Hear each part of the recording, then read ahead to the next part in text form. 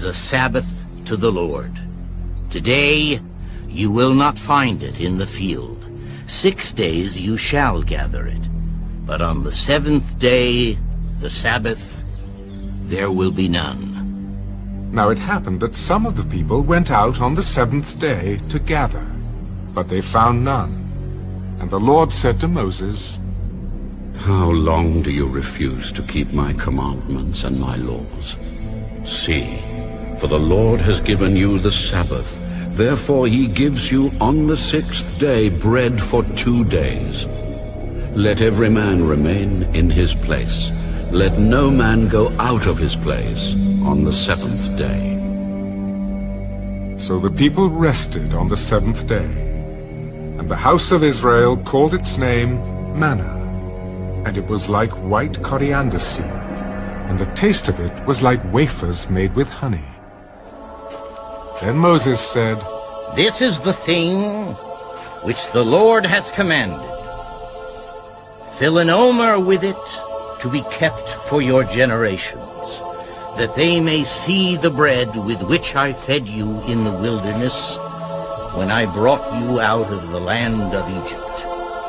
And Moses said to Aaron, Take a pot and put an omer of manna in it, and lay it up before the Lord to be kept for your generations.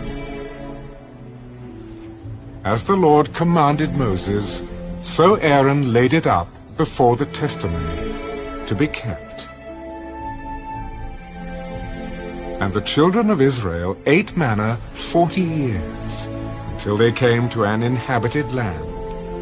They ate manna until they came to the border of the land of Canaan. Now, an omer is 1/10 of an ephah.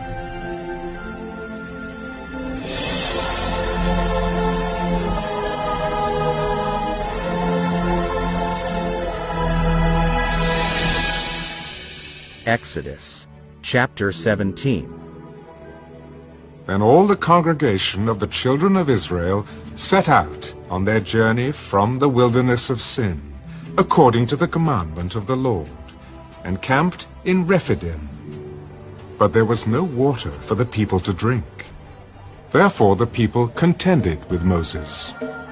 Give us water that we may drink. Why do you contend with me? Why do you tempt the Lord?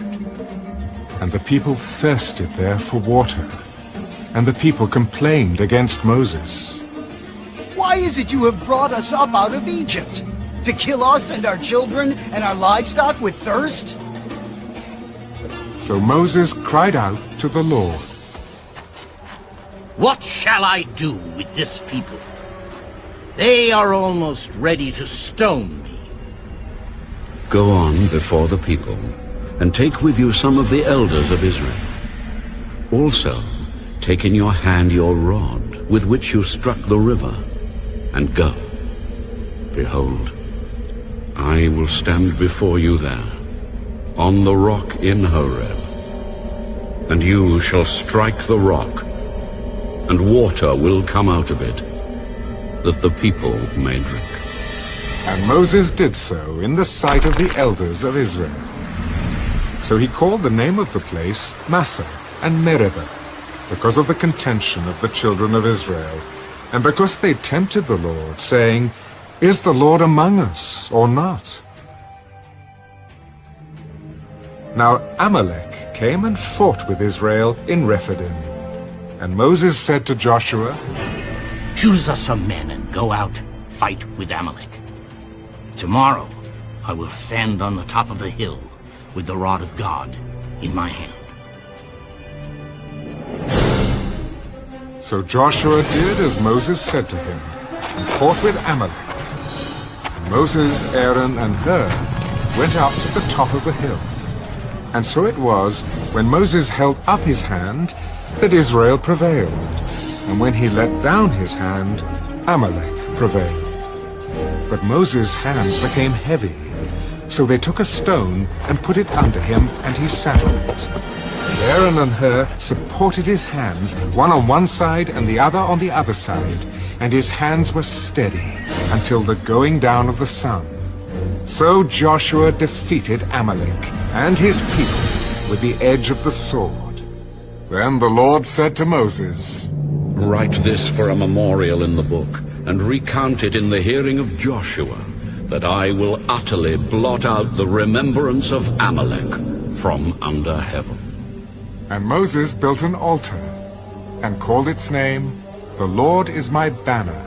For he said, Because the Lord has sworn, the Lord will have war with Amalek from generation to generation.